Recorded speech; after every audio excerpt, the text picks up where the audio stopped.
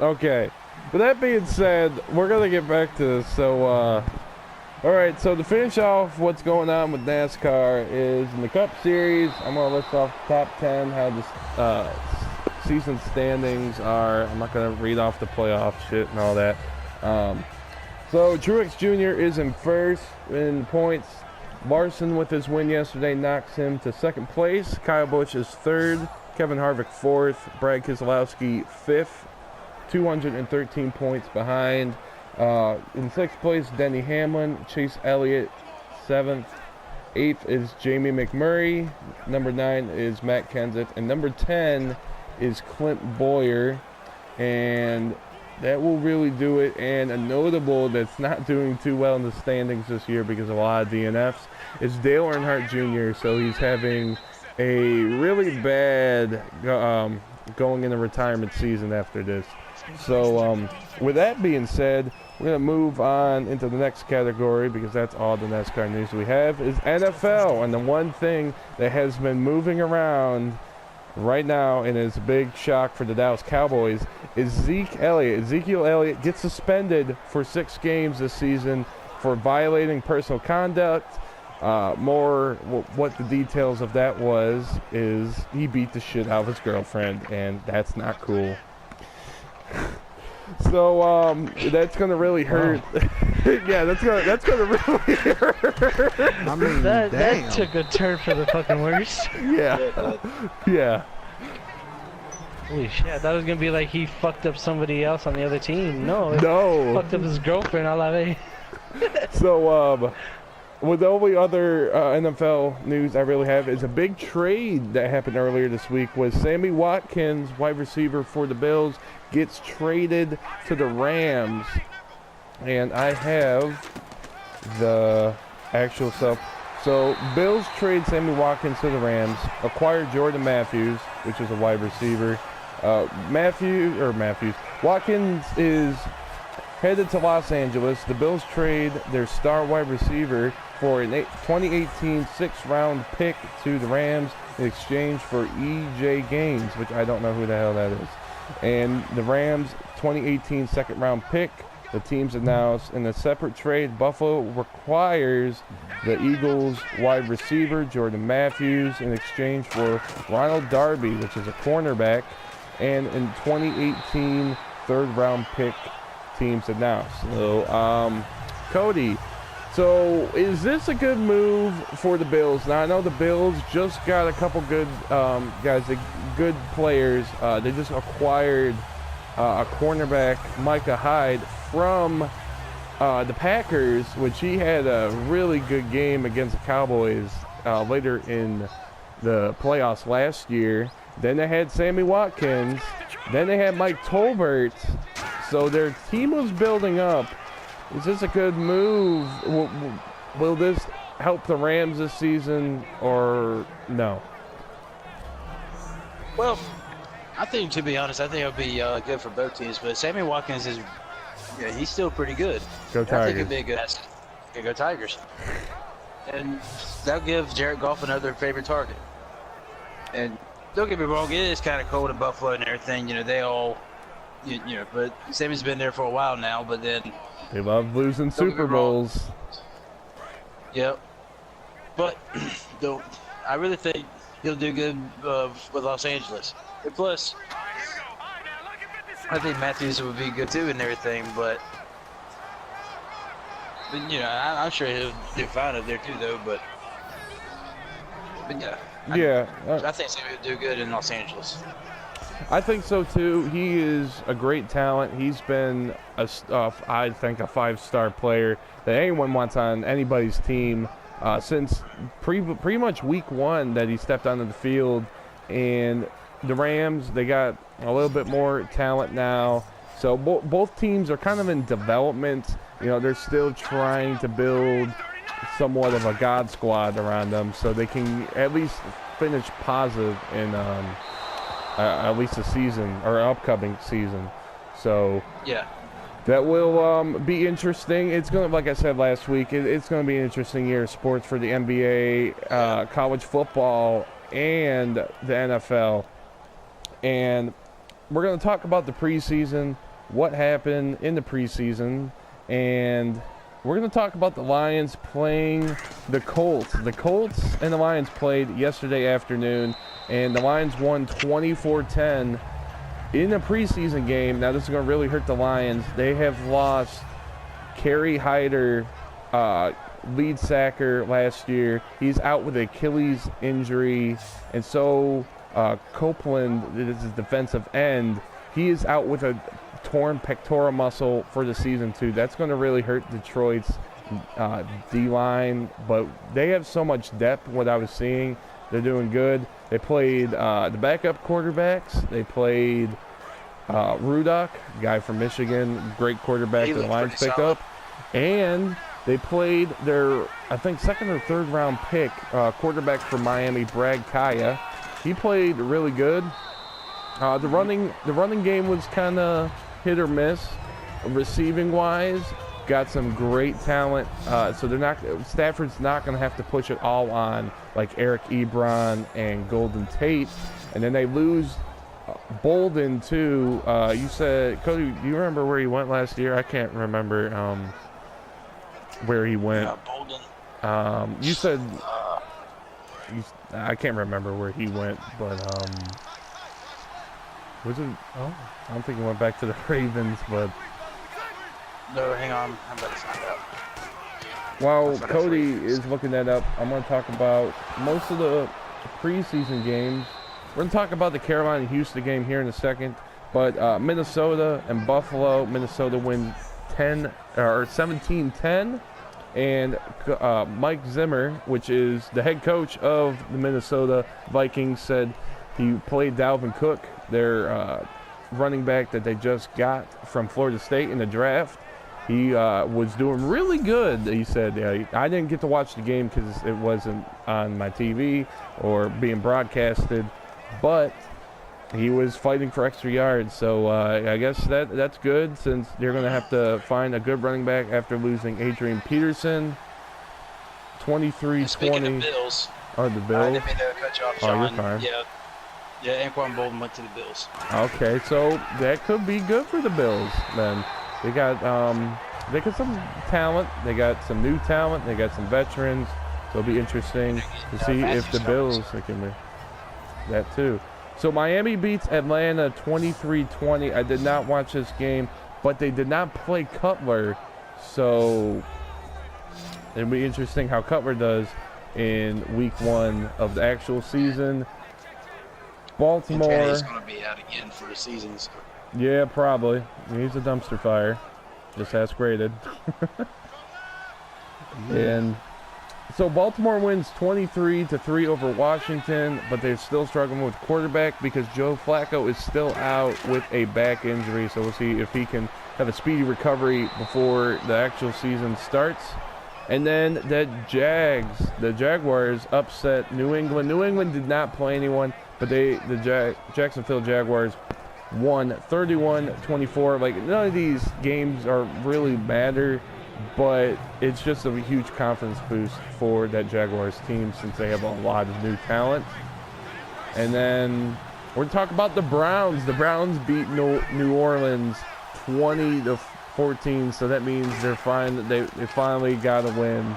So, they're not going to go winless this year, maybe. So who did they play for? The Saints. They did not play Breeze. They played a lot of second and third string guys. They played Coleman and Thomas, but that was about it for the Saints. No other notable guys. And then the Browns played Kaiser, Kessler, and Osweiler, and they had about 50% for passing, and then had Isaiah Crowell for rushing, and Duke Johnson, and that's all they really did on rushing. And then for receiving, they played Coleman as well, but not any other big notables other than Kenny Britt. He got one pass for 4 yards. So usually it's week 1, play those guys that you just draft, or the third string or the fourth string guys that you have on your team. So it'll be interesting how the rest of the season goes, and then going into the actual season. And then we're going to leave the best for last. We're going to talk about Carolina and Houston. Now, I watched this game, and Carolina looked pretty strong with having Webb, which was a receiver, but he's also a quarterback. So he was able to scramble out of the pocket and not get sacked that often. McCaffrey looked really good, even though he got minimal snaps. And now we're going to talk about Houston, Cody. How do you didn't probably watch the game because you were at work.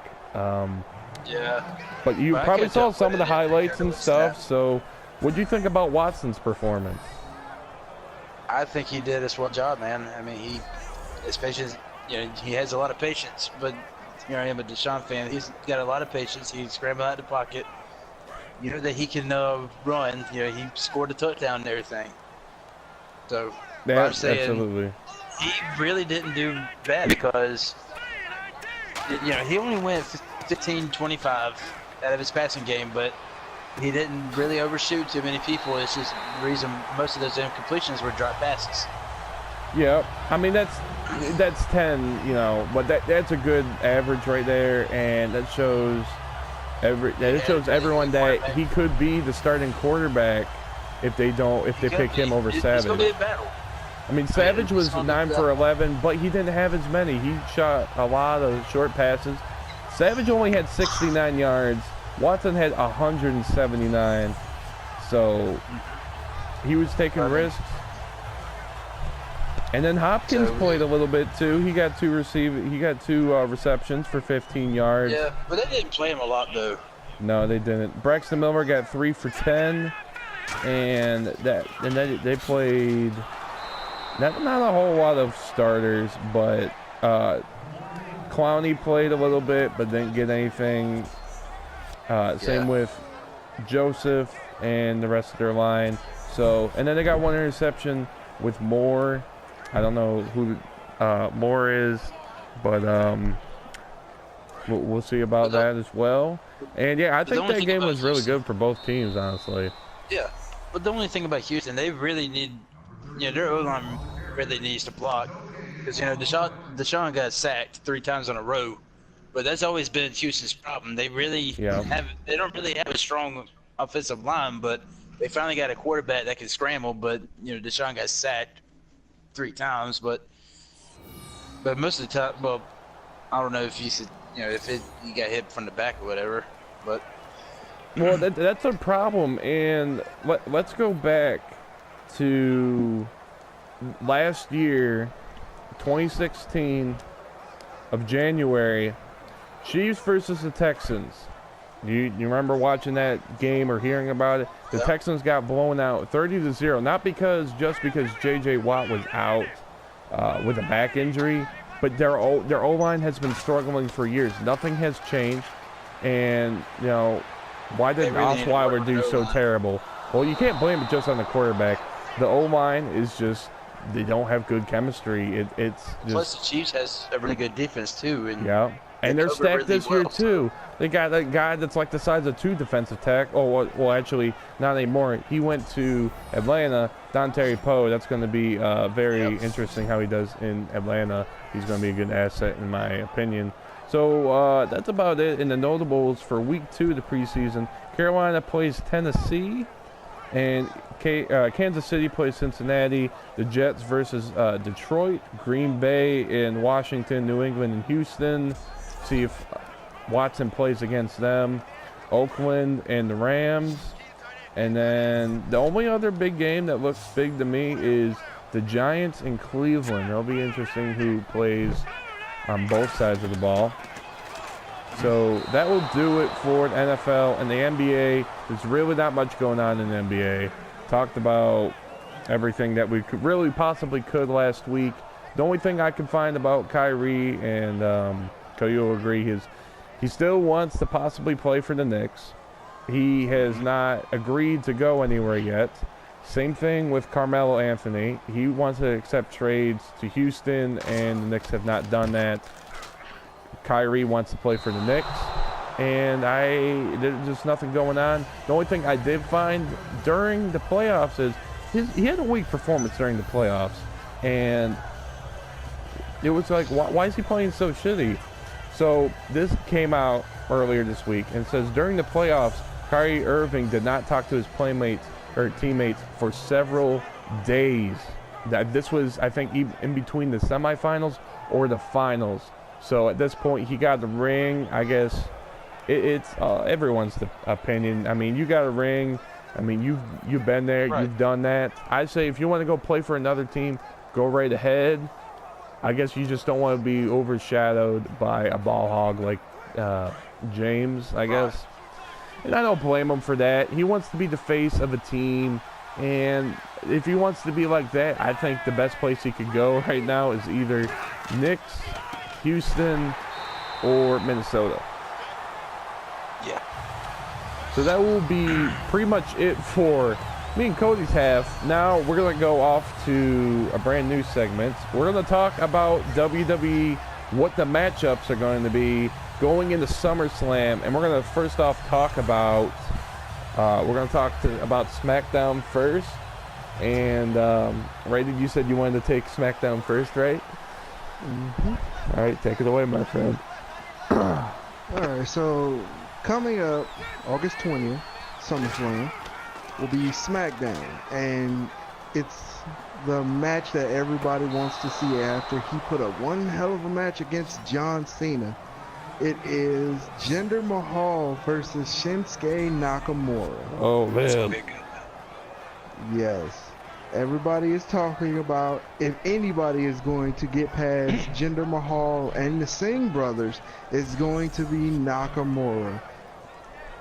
Because he's just, you can't not like him. He's awesome, man. Right. Okay, I don't know. Yeah, he's just so fluent. But I didn't really watch him all that much. I watched him here and there when he was in NXT. And a little bit on YouTube, and yeah, he's just a phenomenal superstar, and hopefully he stays in the WWE for years to come. I watched a little bit of that John Cena match with him, and he dropped him on his neck, and Cena's gonna have to get surgery for this, but he's like, I'm sorry you dropped me on the neck. He's like, don't be sorry. So I mean, that's respect right there. And, you know, I hope he wins that match. I'm a big fan of him. Yeah, I mean, Nakamura is a champion from Japan.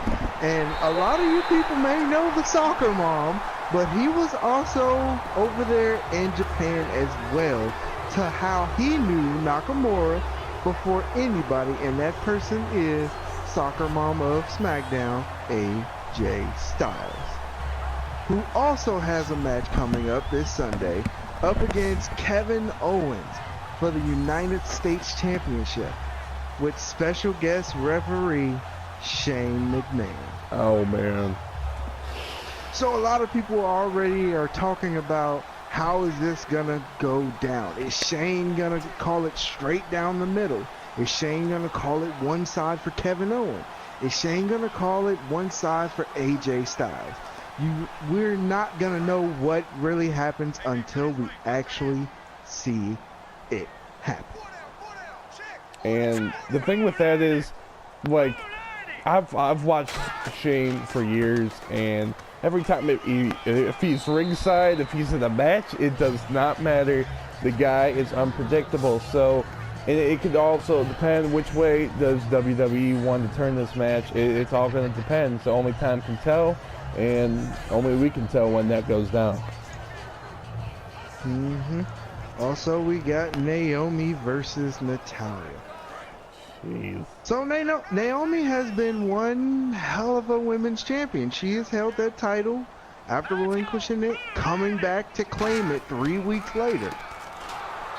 So, y'all think she's going to hold that title after SummerSlam? Or you think she's either going to lose it to one of two people? Natalya or Carmella, Miss Money in the Bank? I have a feeling that Carmella might. I don't know. Because you know Carmella, Carmella has the biggest WWE diva with her, so Yep. If James is James going to Ellsworth. interfere like he's usually done, he's such a fucking goofball, I'm sorry. But if that comes into play, it could happen and she could snag one. But I don't think if he's not at ringside, I think she will retain the title. I believe that as well. Yeah. Our next SmackDown match is the new Usos from Day One-ish versus the New Day. So do y'all think the New Day are going to put a stomping on the Usos, or are they going to make SmackDown back into the Uso penitentiary? It depends who the New Day puts out. They put Big E in it, I think they will. Yeah, he's a powerhouse. You need him. You know, I mean, that they've is been true. putting other guys in, like Xavier and Kofi. But I think it's time to put Big E in and say, hey, do we really want these titles back? Yeah, we do. We'll put the big guy in there and let him eat. But I mean, you can't fault Xavier Woods. I mean, him and Kofi did get those titles. True. At Battleground. No, wait, it wasn't. Was it Battleground? It was Battlegrounds, yeah. Yes, it was. Xavier Woods was the one who got the pinfall and got those tag titles. So I don't know if they put Kofi and Big E, it's gonna be a challenge because you got the powerhouse, like you said, John. You got Big E Langston, and then you got the firecracker, Kofi Kingston. But even if they pair Big E and Xavier Woods, or Kofi Kingston and Xavier Woods, I believe and I think that the New Day are going to come out victorious because they do have the longest record for being tag team champions. They've been trying to get those titles back, so is this the day? Is this going to be the pay-per-view that they get it back, or will they have to wait a little bit longer? So I would like to see them, but it's going to be, I really don't know who to call in a favor like this, but I really want to see New Day win. I really don't know if they're going to pull it off or not. I'm going to say I hope they do.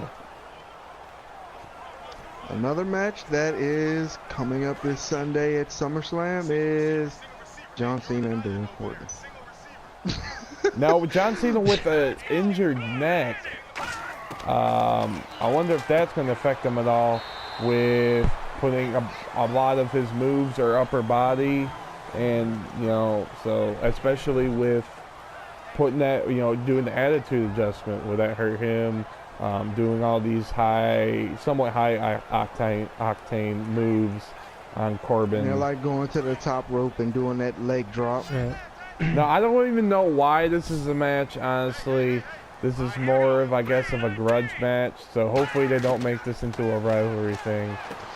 It actually started, it became a match at SummerSlam because of Baron Corbin and his big mouth. Baron Corbin, John Cena comes out there, starts talking to everybody. Baron Corbin comes out, runs his mouth.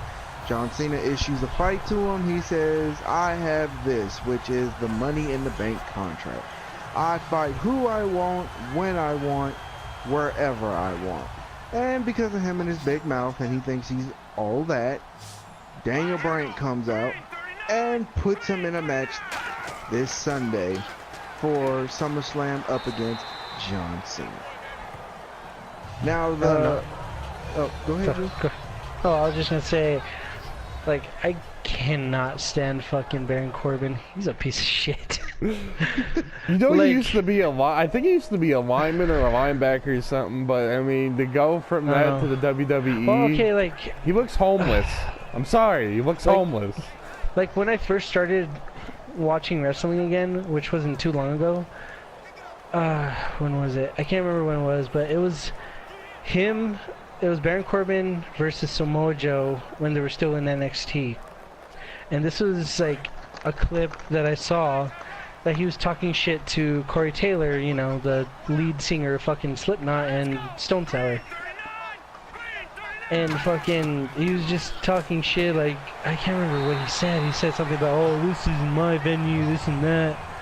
And then next thing you know, just like, Corey just fucking slaps the shit out of him, and Samoa Joe fucks him up and wins the match. I'm like, ha, fuck you, bitch. But yeah, really. but I mean, he had it that's- coming, so. yeah, I mean, don't fuck with Corey Taylor. That's like the end of that story. But Right. but yeah, even like when you watch him wrestle, like the whole thing with Shinsuke, like he was just being a complete fucking dickwad, and then he's like a cheap shotter, yo. Like He really fucking is. that's He the only really time he is. can fucking win, is if he fucking gets you from like off guard. I mean, you've seen like a couple matches ago, whenever it was him and Shinsuke, he tried to fucking Lobo blindside Shinsuke. Well, yeah, he did that, and then whenever Shinsuke was doing his intro to come into the ring, he fucking basically tried to get him from behind. No homo. But but you know, he tried just basically fucking blindsiding him before the match even started and trying to get the easy win, but that shit didn't work. Which, I'm gonna add this in, he actually did catch Shinsuke Nakamura on his way out to the ring in a very high profile match, which was the SmackDown Money in the Bank ladder match. He attacked Yeah. Shinsuke as he was coming out, which put Shinsuke out of damn near the entire match, which everybody in the WWE would have said this. If Shinsuke would have been in there, he would have been Money in the Bank. Yep. So coming to that, oh, go ahead, Jules. I was just gonna say, but regardless, he's going up against Jinder Mahal, or the modern day Maharaja, or whatever. And then you And- can't leave out the Singh brothers. Oh, you mean the two God. little incest freaking gnomes that he has? Yeah. Oompa, oompa, we're Indians. Like, okay, time to diss the Singh brothers. One of them has such a fucked up haircut, it Oh, bothers the God. living shit out of me. Like, okay, like I guess one of them has like a taper cut, but you know how you're supposed to have kind of a full head of hair? Yeah. Like one side is fucking shaved off, and I'm just like, OCD is kicking in like a motherfucker every time I see that guy. Oh god. Like what just- are those? Dude, it's just like, it's like, I was like, did your barber just go like, yeah, I got the, oh shit. It actually looks alright. He was like doing But- that salt meme, but like he was holding like the buzzer in his hand. And it was like, yeah, well that's Yeah. good enough. Yeah, he was holding it by the fucking cord. Yeah. Let that bitch swing. Okay, Right. sorry. So rated, Okay, go ahead. what else do you got for us? I have the last match for SmackDown at SummerSlam, which will be the Viper, Randy boy. Orton versus Rusev,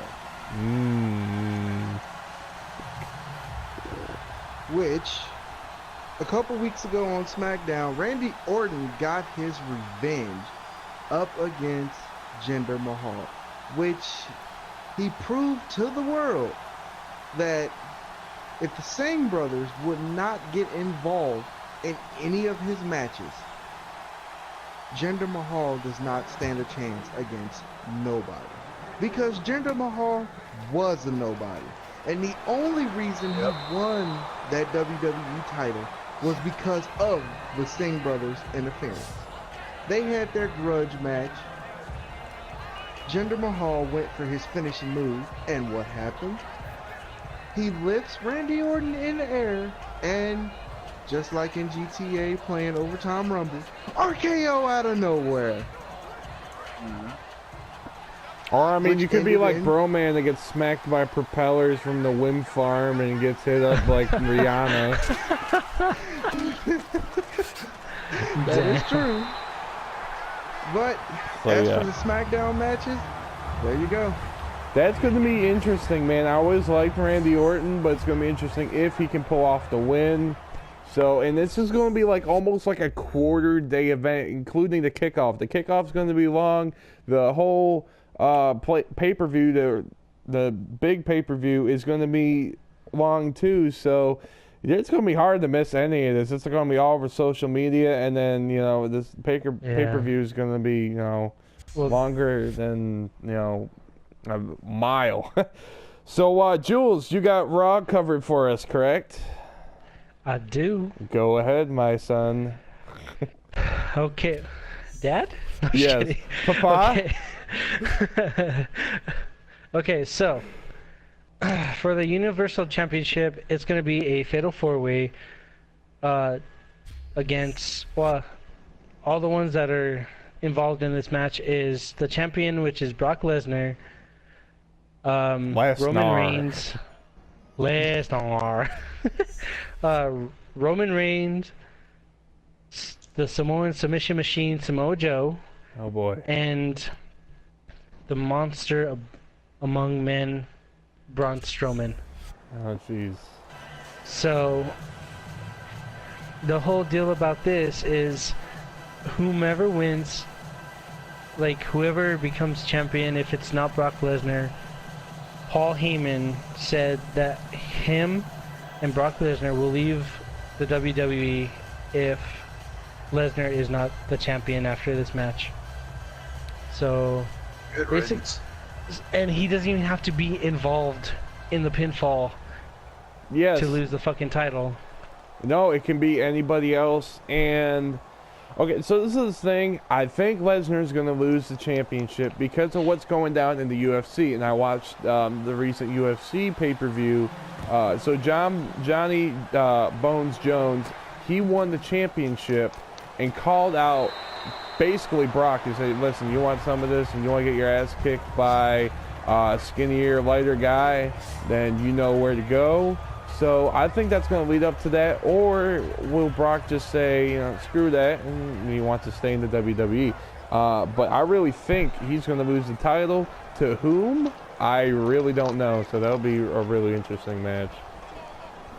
I don't know. Like, from what I've been seeing for the past, like, couple of Raw, like, screenings or whatever, it's like Roman Reigns versus Samoa Joe and Braun Strowman, because whenever Roman had the match against Braun in the I can't remember, it was like a last man standing match. I remember the hospital match, or what? Oh no, that was the ambulance match. That was the ambulance match. And it was a good match, but at the end it was kind of shitty. And he was, you know, Roman Reigns was beating him up, and then he's like, "Leave me alone." And I'm like, "Really? Yeah. Come on, you're like a giant, dude. You got birds living in your beard and stuff like that, you know? You're practically like a jacked up homeless man." I think it's going to be a challenge. It's just really hard to call. Yeah, because you got Samoa Joe. Samoa Joe dominated TNA for a very long time. Yeah. With the move that he got that was banned in the WWE because The Muscle it Buster. was putting impact on people's spinal cords, which was the Muscle Buster. That was his setup move to the Coquina Clutch. Samoa Joe just dominated with that one move combined with the submission and end of stories right there. But then you got Roman Reigns, who has that never give up, die hard attitude. Yeah. No matter how hard you beat him down, even if he crawls on one knee, he's gonna try to get back up and still beat you up. But then you got somebody who kind of scares even the best of them. Been in the back of an ambulance, ran into a semi truck, got his elbow shattered, which was supposed to be out of business for 4 to 6 months, came back in 2 weeks like nothing ever happened. You got Braun Strowman. Yo, that dude had to be drinking like gallons of milk like every day to restore. He needs some milk. Yo, he's getting that insured supplements and stuff, man. or cocaine. You got that cocaine milk going on. It's 3%. I don't drink milk. I drink beer. Oh, Milk is God. for babies. Without you. Well, I Man, go oh, fuck Woods. you. I can just hear him run out. I am the champion!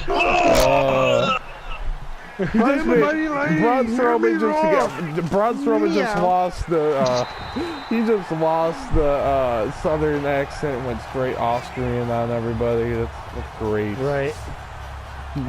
So, Jules, what else you got for us? Okay, next thing would be the whole feud that's been going on lately between Finn Balor and Bray Wyatt. I honestly believe Finn is going to come back from the darkness. He's going to reach deep down inside and bring back the Demon Balor. See, I heard earlier today from a report that he was going to have the whole makeup thing, which takes like forever. Good thing the pay-per-view's longer than shit, so you know he'll be able to get all that makeup on. I like that, but he only does it for big events, especially like SummerSlam. So will he do it? Yes, I think he will, but we'll see. We'll see what happens. But I want him to win the match, definitely. I mean, I like Bray, but I'm always a fan of the underdog. Yeah. Underdog, really? Yeah. Finn Look Balor who's is not smaller, an dude. He's underdog. like he's like a 6th grader going against like a 300-pound a junior in high school or senior, you know. He may look like the underdog going up against Bray Wyatt, but Finn Balor is not. Finn Balor is actually the very first Universal World Heavyweight Champion. Until he hurt himself. Going up against the architect, Seth Rollins, to where he had to relinquish his title and was gone for a while. Yeah, he was gone Until for a he- long time. Yep, until he made his comeback being in a tag match with Seth freaking Rollins. Oh boy. So yeah, it'll be interesting to see who wins, and if you're not careful and you ate a bunch of food and you're going against Finn, he steps on you, well, you're probably gonna throw it up. Mm-hmm. Hit your ass with that coup de grace. Yeah. Oh yeah. Screw that. So what's next up on the list, Jules? Okay, so next up on the list is the Raw Women's Championship, which is Alexa Bliss, defending her title against the boss, Sasha Banks. Which it may not actually be Sasha Banks, but everybody is hoping it's Sasha Banks Well, because isn't that she was cheated. Well, isn't that who Bailey picked, I think? Because Bailey's hurt Yeah, for it whatever was- reason? Yeah, because she went up against, who the fuck, wasn't it? Nia up against Jax. Nia Jax, yeah. Miss Diabetes. And according to this, Sasha beat Nia Jax just like today, because you know it's a Monday, whatever, Tuesday for you guys. Right. But Oh, so it will be. so it's confirmed. Sasha Banks is going up against Alexa for the fucking title again. Hopefully this time, Alexa Bliss doesn't be like a scared little girl with her panties in a twist and run away. Ha. Jokes. Hey, I was a poet and didn't even know it. Oh my, you're killing me, Smalls. Okay. Oh man. So, Jules, you got Okay. anything else for us? Yeah, we got some possible partial Shield reunite Yes. against. So it's gonna be Sheamus and Cesaro defending their championship against Dean Ambrose and Seth Rollins. No, Raiden was telling me this, and I've seen Dean Ambrose. He had the fist. I think it's going to happen. I don't see Roman becoming champion. I think the Shield is coming back together, either sometime after SummerSlam or closer to Survivor Series. And I actually agree with you on that. And I see it happening like this. I see it this SummerSlam. Rollins and Ambrose win the tag titles. Reigns wins the WWE title. One of them gets jumped by 3 people to the point to where the other 2 Shield members comes out and helps. Or even if it's Dean Ambrose and Seth Rollins being jumped by 3 people, I see Reigns coming out to help him, which is going to probably end up leading in the future a 6-man tag team match featuring the Shield that holds the tag titles and the world title. It could be possible. So it's going to be I think it's going to be a pretty good show for Survivor Series. I mean, even if they call it at some weird outcomes, and I still think there's so many big matchups. I could not see how they could bomb this pay-per-view to make it look pretty garbage, which they've kind of done in the past, but I don't think it's going to happen this Sunday. So it'll be really interesting to see what's going to go on this Sunday. For sure. Yeah. Okay, So let's see. We got, I believe, 3 more lineups that we got to cover, and then that basically will be it for SummerSlam. So, next matchup would be basically the whole thing with Enzo Amore, Big Show, and Big Cass. So it'll be Big Show versus Big Cass, and the little dude Enzo Amore will be suspended above the ring in a shark cage. Oh, like they did with Jericho a while back. Yeah. Yeah. Oh, God. He's gonna dance so much that thing's gonna break. Right. But this, according to this article, it's saying that this is gonna be shown, like this match is gonna go on like around like the kickoff show. But then again, who knows? Because card is subject to change. Yep. Yeah. And it's the same. It's the same thing with. It's the same thing with Naomi and Natalia. So, just thought I'd throw that out there. So I wanna ask everybody a question. Okay. How you doing? Oh my second god. I fucking knew you were gonna say that shit. If I get on GTA, I'm gonna stab you in the face and stab you in the neck with a knife. I'm gonna shoot you with my damn minigun. Man, come on, mine's Stab you in the been butt. Wow. Wow. Not in my butt. What? Anyways. Anyways. Honestly, In the butt. Big Cass went crying to Kurt Angle about this matchup, about putting Enzo in the cage. But what Cass isn't understanding is, for the past couple of weeks now, Big Cass has got his big head knocked off. Yeah, he has.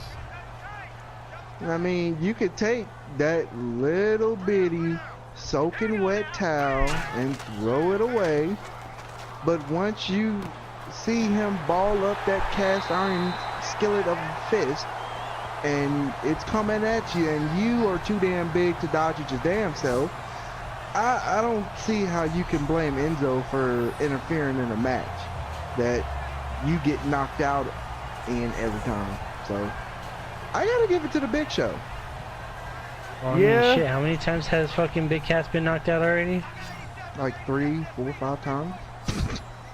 Jeez. Dude, the last one was fucking brutal. Like, he just smacked him, and like his neck just kind of contorted against the fucking like guardrail. I was like, damn. You mean last Monday night when he was chasing Enzo around the ring? Yeah, wham! Oh, look, mommy, he turned into a Big Cass bobblehead. Oh man. Like straight up, like it was like that stupid meme. It's just like, oh, he needs some milk. Like he was out, dude. He don't need no milk. There's He so need a much- neck There's brace. so much murder going on. He going to jail. Oh no! Yeah, Oh, God. but I'm gonna say Big Show in this favor because it's not like he's been in this situation like 1,000 times before, and he is one of the veterans of the WWE. He's been around for a very long time, so I see the edge with it. I don't know if it will be a close match, but I see Big Show winning. I did too. Cody? Huh? Yeah, definitely. I'm sorry. I'm in a daze right now. So do you see talking Big about the Big Show Show, and Big Big Cass? Show, or Big Cass? Who you got winning? Yep. I'm going to go with Big Show. Yep. So it's Big Show Nation up in the business. Up in here. We'll Okay, just 2 more edit that matches. out. All right. Okay, so, which this was kind of a match that was like one of those things that it's about fucking time, but at the same time it's just like, you know, just the build-up was fucking pretty good. So, at SummerSlam, The Miz will be defending his fucking title against Kurt Angle's illegitimate son, or whatever, Jason Jordan. This is on the Jerry Springer Show. Yeah. You are the Jerry. father, or Steve Wilkos. Even though it kind of does bug me a little bit that Jason Jordan is Kurt Angle's son. When Hopefully, he just doesn't go bald I hate to again. say it, that Chad Gable looks more like Kurt Angle than Jason Jordan does. See, that's what I was thinking too, so I was like, wait a minute. Like, You are I mean, the father. okay. Yeah, like, okay, like, I'm not basing this off of anybody's skin color or anything, but yeah, like, I'm agreeing with Rated there. Fucking Chad Gable looks more like Kurt Angle than Jason Jordan does, but I'm not one to judge. Hey, But maybe it's he's just just got like, really good. alright. It's another Vince McMahon and Hornswoggle moment. That's Oh. all it is. Oh, God. I wonder what Fucking happened to bullshit. that dwarf. He actually got into doing movies. The movie he actually did was actually the Leprechaun movie. Oh God, are you serious? Mhm. Yeah. He God. was the Leprechaun. So he's trying to be like the other midget from Game of Thrones. Yep. Tyrone. I don't know who he is, but all right, we got one last match. Jules, tell us who it is. Okay, last match. It's gonna be the Hardy Boys versus Carl Anderson and Luke Gallows. Carl. Carl, that kills people. Oh You man. know, So, yeah. every time I think of that name, Anderson. Anderson. Oh, Anderson! I was gonna think that It the just other makes Anderson me that was wish the that old he would wrestler. come back. Arn Anderson, that's who I'm thinking of. Because I miss Mr. Kennedy. Or Anderson. Or whatever you wanted to, whatever he called himself when he was in TNA. Kennedy, WWE. Anderson. Yeah, well, they wouldn't let him transfer that over to TNA, so. We might as well just call him Mr. fucking Unicorn Butthole. I don't know. I guess it works. So many aliases, man. Unicorn Butthole. And then he's just got glitter, got glitter coming out of the stage. Glitter coming out of his mic. His Right? mic's not It's really like a just- mic, it's a sex toy. And it spews out pizzazz. Like the Jesus. fuck. T-shirt says Giraffity. Yeah, that's not Okay, mine. but back to the Hardy Boys versus Anderson and Gallows. Like, I don't know what the hell's been going on. I don't know if this is like, you know, all this like these matches with the Hardy Boys basically losing all but like 1 or 2 matches since they've been back. It's been kind of fucking annoying, to be honest, because like growing up I used to watch the Hardy Boys and they used to Yep. fuck shit up, dude. Oh yeah, man. Now they're just, you know, I get it, they're kind of in their, they're over the hill, but They're in the still, older like- days of their career. yeah, Yeah, it's and- gonna be, to me, it feels like, I was telling John about it. It feels, and I was actually telling a couple people about it because they were actually saying the same thing about the Hardy Boys, like you said, Jules. I have a feeling that it's gonna be like what happened to the Dudleys, how they were forced into retirement after losing their last match. Could be. Yeah. I mean, but you're not gonna see him jumping like, you know, with Edge and Christian. You know, that those matches back in the day took a toll on them, and you're not gonna see them do. I mean, they could. Would that be like their farewell match? Maybe. But Well, I mean, it'll be interesting. shit. Jeff Hardy's still doing the fucking crazy shit. He's doing most of the drugs, so. Yeah, Matt Hardy's still wobbling around the ring like. Dude, you know how can't he walk, walks like, dude? He walks like he's got something bow-legged. stuck up his ass. Yeah, the penguin walking dude. Like, he's I think he's hurt his legs quite a few times to do that. Yeah, and then think about it.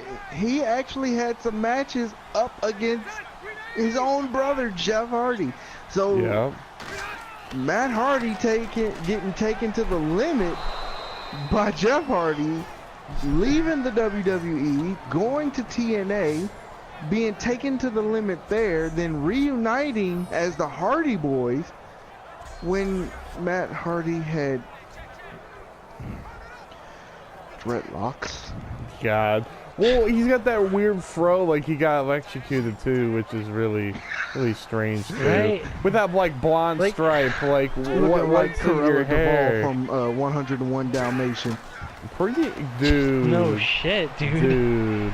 Oh my God. Yes. It's like, okay, like seriously, like it's like they had a fucking car battery and they just kind of like in a mission in GTA. I if you got played it, a where you like key, basically place okay. it, and you just get like jumper cables and you stick it to his nipples and you just and there's Oh his yeah, yeah. That was crazy, man. I remember doing that. That was hairdo. Yeah. that was screwed up.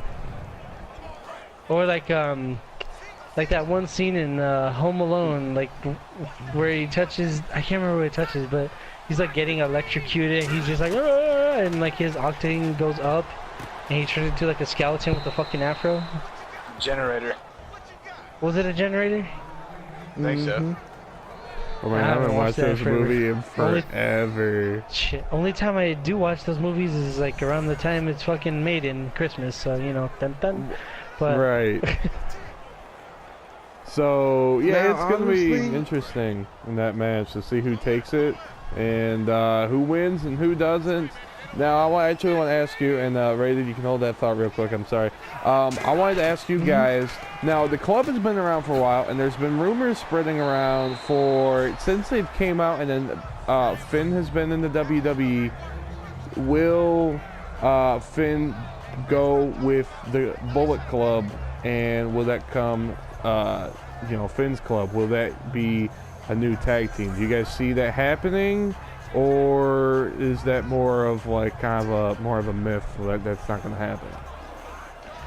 I don't know, cause I was wondering that, and I've been reading up on that, like making the Bullet Club, or like just, because if they were to do that, that would probably be a pretty destructive. I think they would get tag team gold at least, but there's nothing on it that they said they're going to do it.